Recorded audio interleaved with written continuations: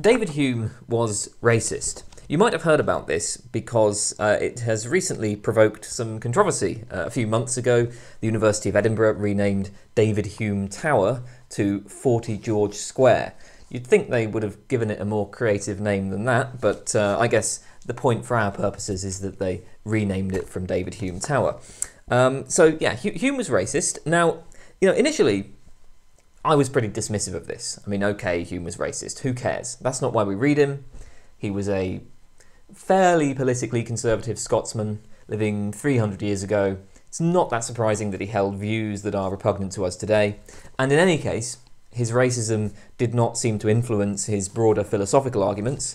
And modern racists don't draw on Hume, right? So why does it matter?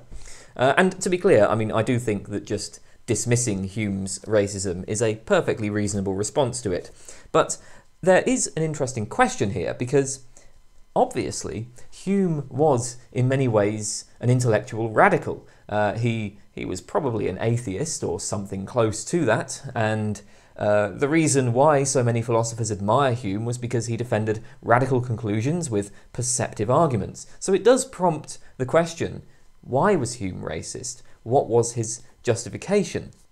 So yeah, like, why did he accept this? And given the evidence and arguments available to him, was there some plausible justification, at his time, given his context?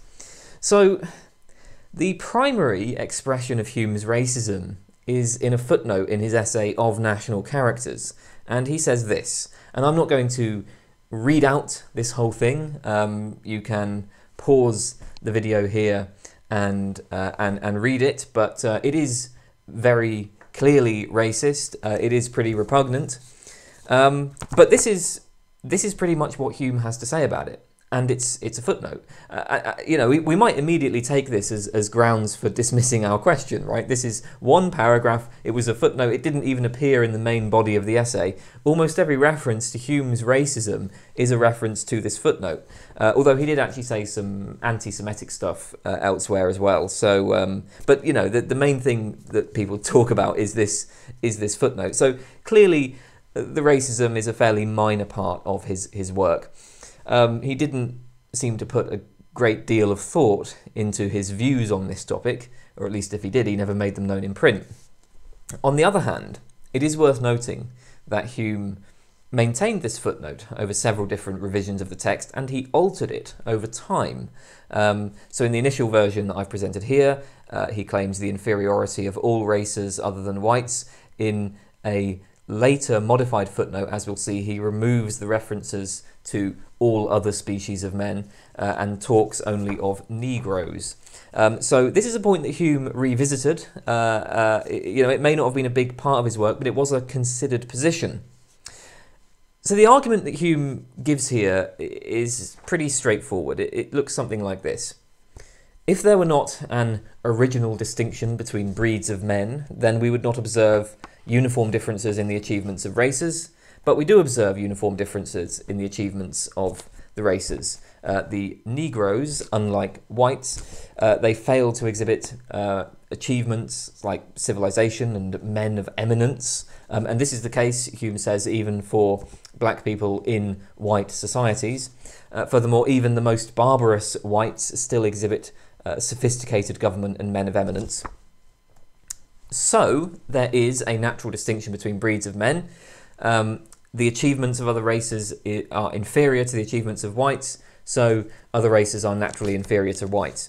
Now, there are two important claims here. First of all, there's the claim that there's a radical distinction between different races, and second, the claim that other races are inferior to whites. It would, of course, be possible to hold only to the third claim here, that there is a fundamental distinction between races, but that the capacities they have are relatively equal, right? Different races are of equal intelligence, they have relatively equal abilities, but they just, prefer to live in different ways or something, equal but different, right? That would be one position. Obviously, Hume goes further in claiming, no, the other races are naturally inferior. They're inferior in terms of their biological capacities. So that's basically Hume's argument, but of course, if you have read the footnote, you would note that he makes an interesting concession. In Jamaica, he says, there is a Negro of parts and learning. Here he is referring to Francis Williams, who was a lawyer and poet who travelled to Britain, attended Cambridge and became fairly prominent in scholarly circles before returning to Jamaica.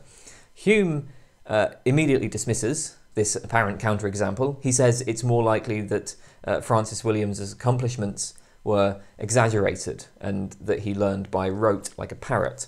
So there's a couple of interesting points about this concession that Hume makes. I mean, first of all, it does show that Hume is committed to a pretty strong form of racism. I mean, usually, like, if you encounter racism these days, it's usually going to be stated as a generalization. Black people are less intelligent, more violent, more impulsive or whatever than white people on average. But like racists will generally recognize exceptions. Not so for Hume, right? Hume seems to think that there just are no black people with the capacities of the average white person, period.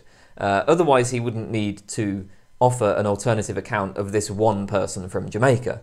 The fact that Hume feels the need to reinterpret this one person from Jamaica plus his use of the phrase species of men, this has led many people to suspect that Hume favoured polygenesis, the view that different races have different origins and so are literally different species. So the difference between white people and black people is kind of like the difference between humans and dogs. Of course, Hume only wrote this one footnote and he doesn't clearly make a claim for polygenesis, so this is speculation, but in any case, he's certainly committed to a pretty strong form of racism here. But the comment on Williams is interesting for another reason as well.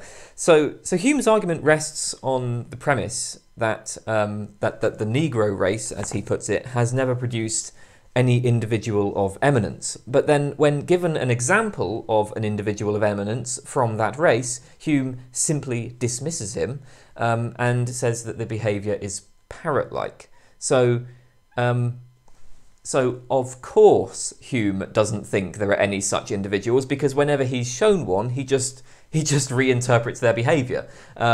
So this seems like a fairly obviously terrible argument. It's analogous to saying no philosopher enjoys jazz music, right? On the grounds that I have, it's like, yeah, I say no philosopher enjoys jazz music on the grounds that I've never met a philosopher who enjoys jazz music. But then when you present me with philosophers who claim to enjoy jazz music, I just insist, no, they don't really enjoy jazz music. They're lying, or maybe they're mistaken about their own minds, or maybe they're just like trolling or joking or engaging in some sort of performance art, but they don't really enjoy jazz. You show me a philosopher who claims to enjoy jazz, and this person just becomes another source of confirmation for my claim that no philosopher enjoys jazz music, because I have reinterpreted their apparent interest in jazz. This is obviously kind of ridiculous.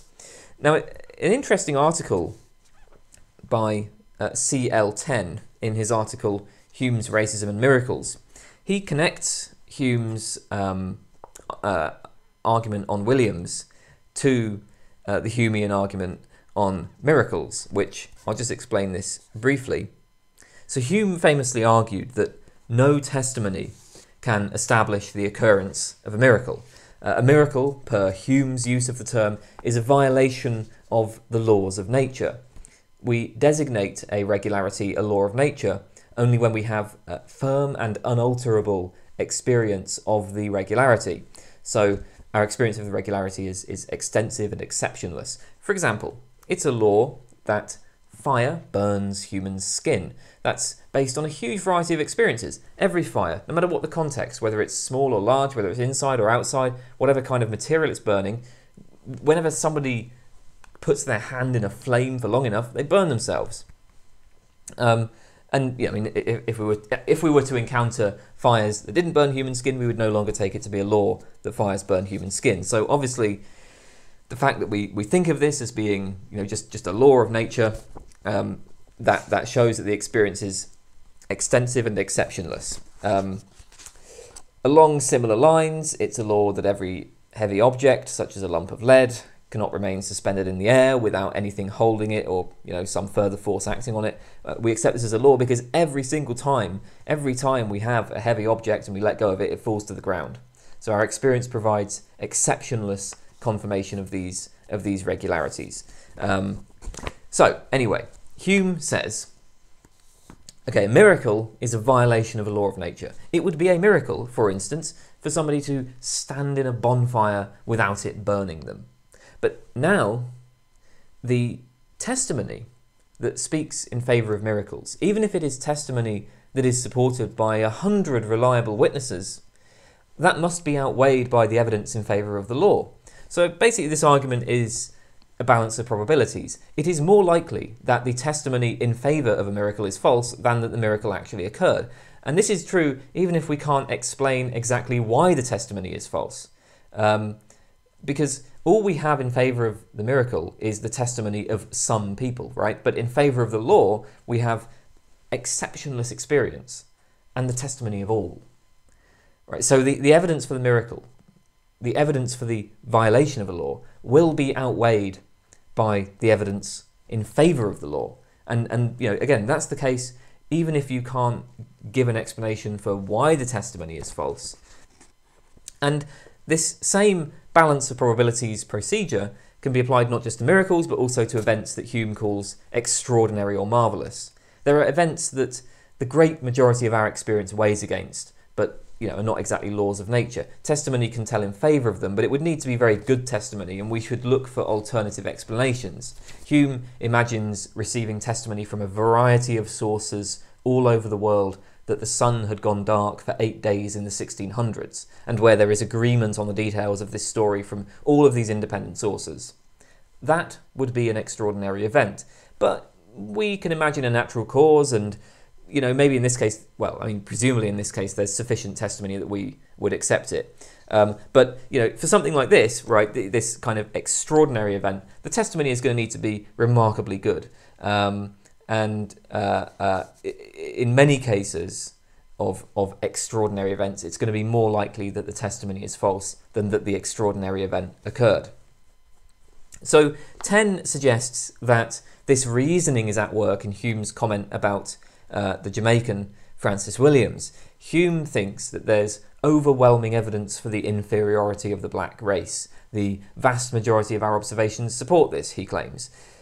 When we examine historical accounts of cultures, when we observe black people in our own time, we find that they uniformly fail to exhibit the achievements of whites. That's the starting point, right, for this. So then, given this, right, Hume is going to say that the tale of this accomplished scholar from Jamaica is extraordinary. There is not enough testimony to accept it.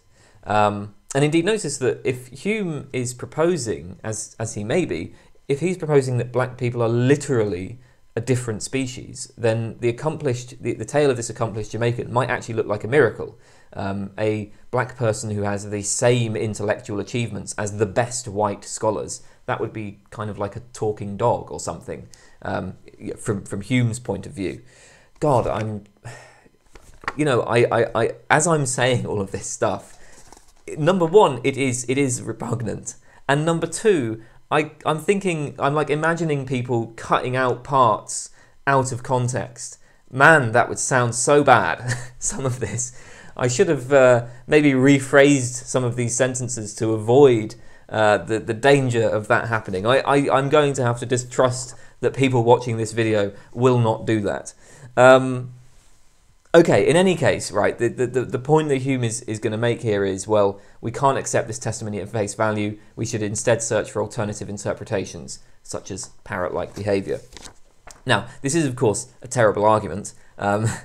As 10 points out, for one thing, the hypothesis of parrot-like behaviour actually seems more extraordinary than supposing that Francis Williams just is as intelligent in the same way that, the white scholars are. After all, we don't have any instances of parrot-like behaviour being sufficient to get a person into Cambridge, become a successful poet and lawyer and so on. So, in that, there's no prior experience of that happening. And in any case, how are we to distinguish a person who is genuinely intelligent from a person who merely parrots intelligence totally successfully, right?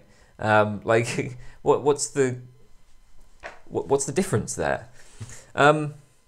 Interestingly enough, so this is already kind of a bad argument. Well, it is a bad argument, period. But interestingly enough, this balance of probabilities argument is actually undermined by Hume himself in a later version of the footnote. So, as I've noted before, Hume did revise this footnote. He altered the first two sentences, and this represents the revisions. I've struck through the original version, and I've added in the revisions there. So he says then, I'm apt to suspect the Negroes to be naturally inferior to the whites. There scarcely ever was a civilized nation of that complexion, nor even any individual eminent, either in action or speculation. And this is an important addition. So first thing is, he's now restricting his claim to Negroes alone. He no longer makes a claim about other non-white races. There has been some speculation that he made this addition in response to criticism from James Beattie, which is what we are going to turn to very shortly.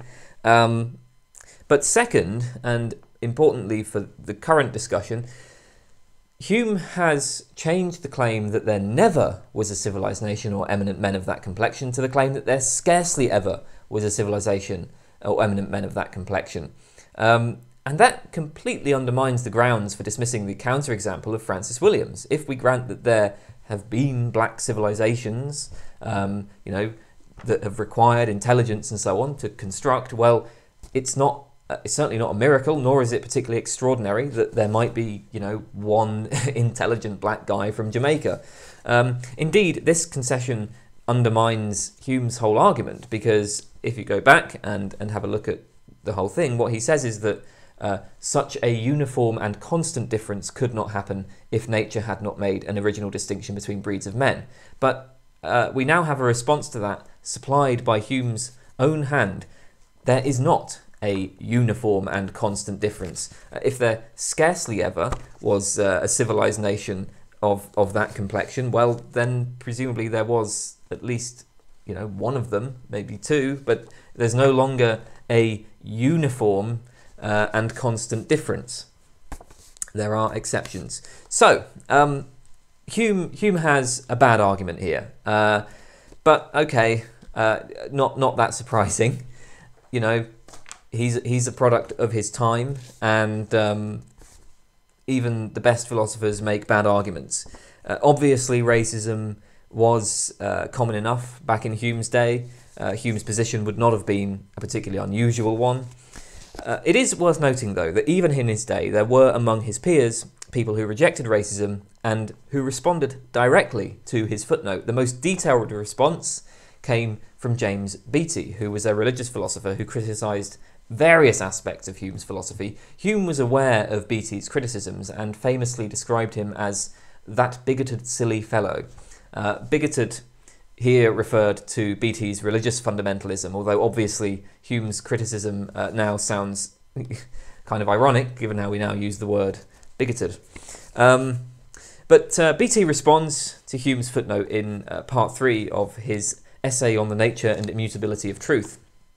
First of all, Beattie grants that some other races have failed to produce a civilization comparable to that of the whites, but he does not think that this demonstrates anything interesting about their natural biological capacities.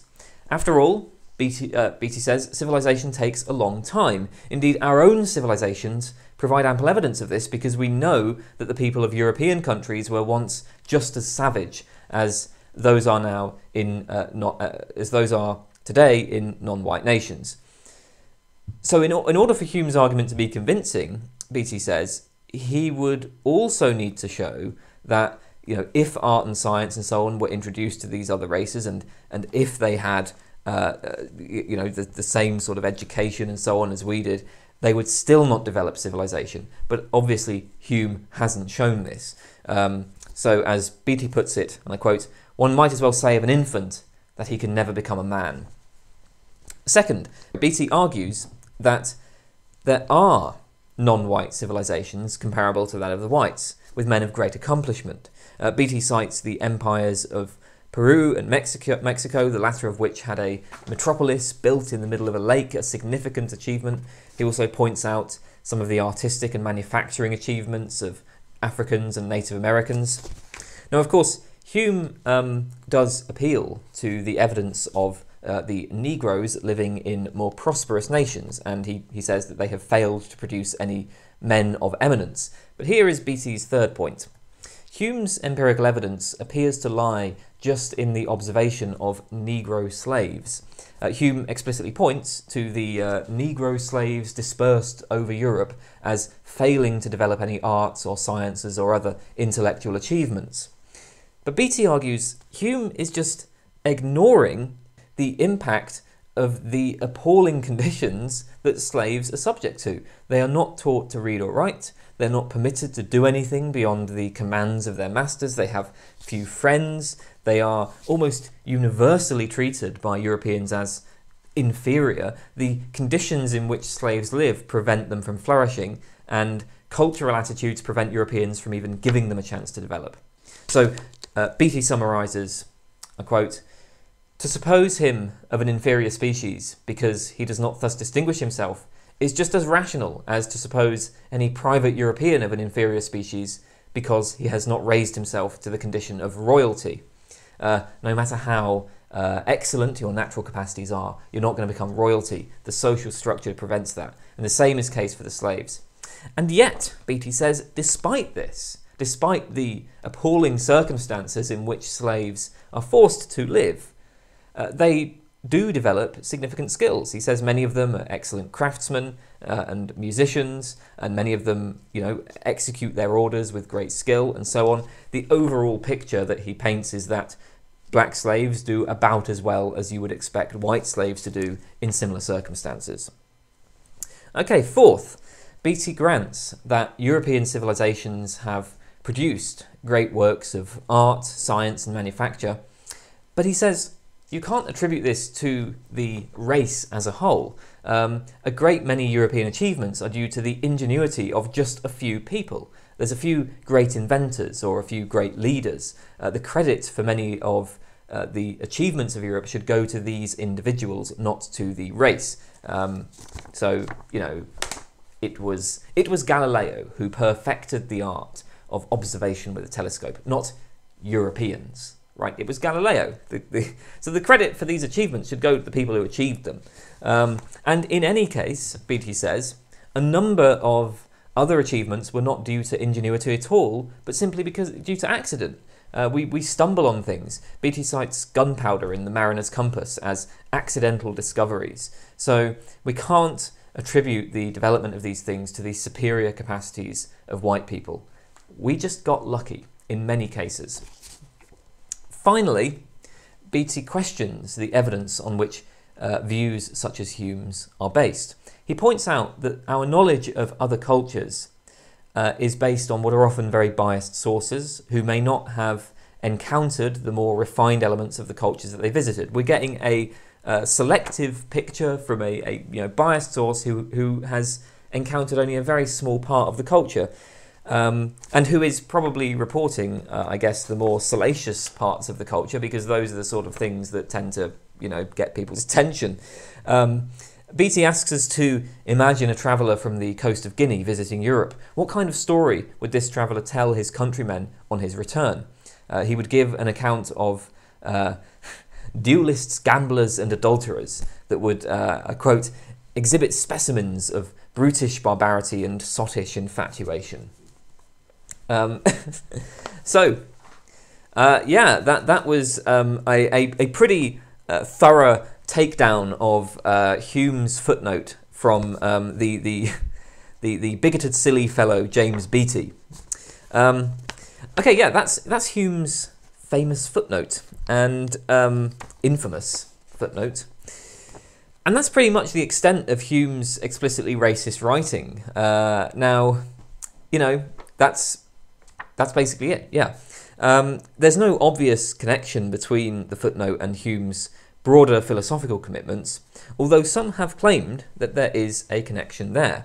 The most famous example is Harry Bracken in his article Essence, Accident and Race.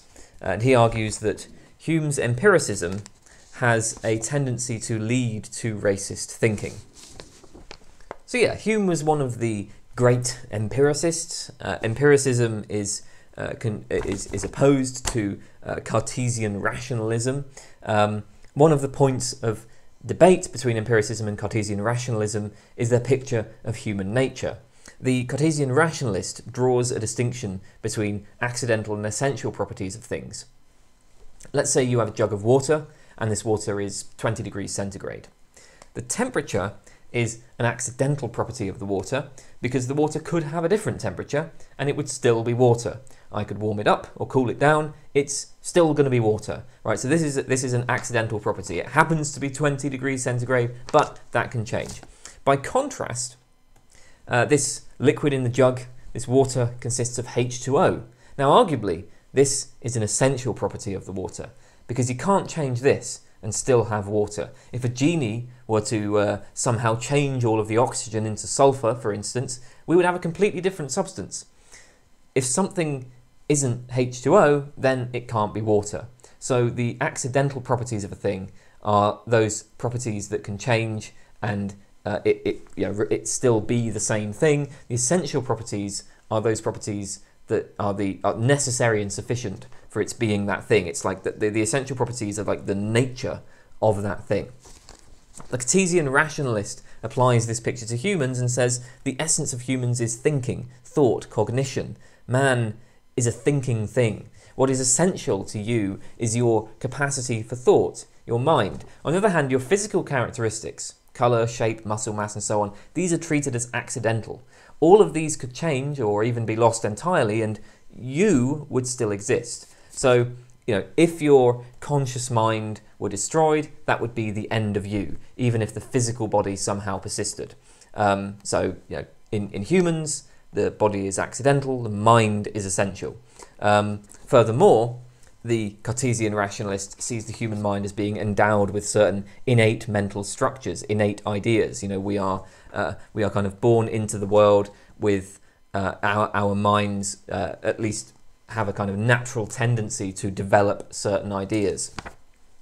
So, what we have in Cartesian rationalism is this radical distinction between body and mind and a conception of a universal human nature.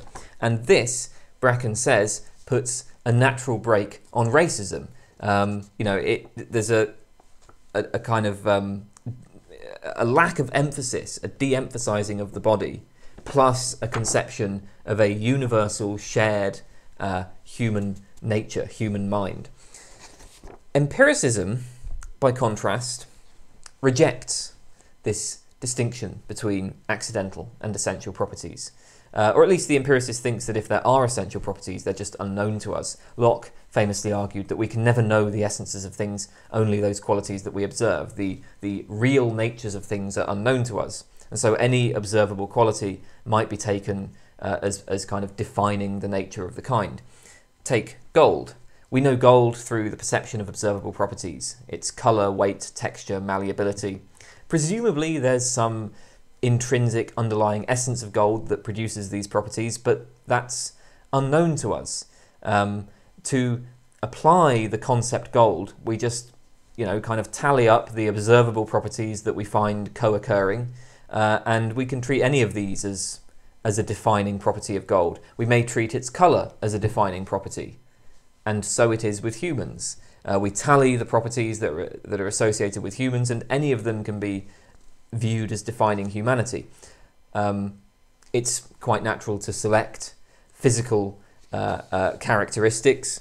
Indeed, for Hume, even like the mind itself doesn't have any real kind of essence or nature to it. On Hume's view, the mind itself is just a bundle of properties. So I have a video that I did with Cole on that one, looking at Hume's argument.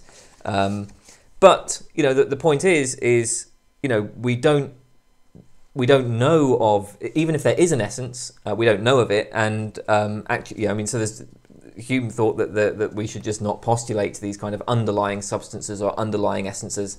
Things are just bundles of properties. And so if you ask, like, what is the defining property of humanity? Well, it's, whatever you want. You just look at the properties that are associated with humans and, you pick and choose. Similarly, against the rationalists, empiricists deny that we have any innate ideas. At birth, the human mind is a blank slate, and experience supplies the materials on which the mind acts. All of our ideas, all of our concepts are constructed from sense impressions. So, we gain the idea of redness from the experience of a red patch. Now, on the one hand, Bracken recognises that there is a kind of egalitarianism in this claim, right? The claim that, well, at birth, all minds are equally empty of knowledge. But the key point here is, not only is the mind not an essential property, not only that, but there are no universal ideas or structures of the mind that unite all human beings. And Bracken adds as well that the idea of the blank slate, the tabula rasa, naturally leads to judgments of superiority and inferiority of different groups. I quote, "The model carries with it the need for a group which will be charged with writing on the blank tablets." So, some groups are superior, some are inferior. Since humans are born blank slates, there's the need for the superior groups to direct and control the inferior ones. Anyway, for the empiricist, there is no universal human nature. There are just bundles of properties associated with humans, and we can choose which of these properties we take as defining humanity. There is, in principle, nothing wrong with supposing that, white skin is a defining property of humanity. Indeed, this appears quite explicitly in Locke. Locke says, we have this idea of mankind, of man. We build this up from simpler ideas, which were themselves derived from sensory impressions of colour, shape, behaviour. One of these ideas may well be whiteness. Locke says, "A complication of ideas makes up the single complex idea which he calls man, whereof white or flesh colour in England being one, the child can demonstrate you that a Negro is not a man, because white colour was one of the constant simple ideas of the complex idea he calls man." Now, we should note that Locke himself does not actually endorse this. As Locke later says, we can consider another person who has greater experience of humanity, who goes on to add properties like laughter and rational discourse to the set of ideas forming the complex idea man. That person would obviously draw the boundaries in a different way and would see colour as being less significant. But Bracken says, this illustrates the empiricist account of concept formation.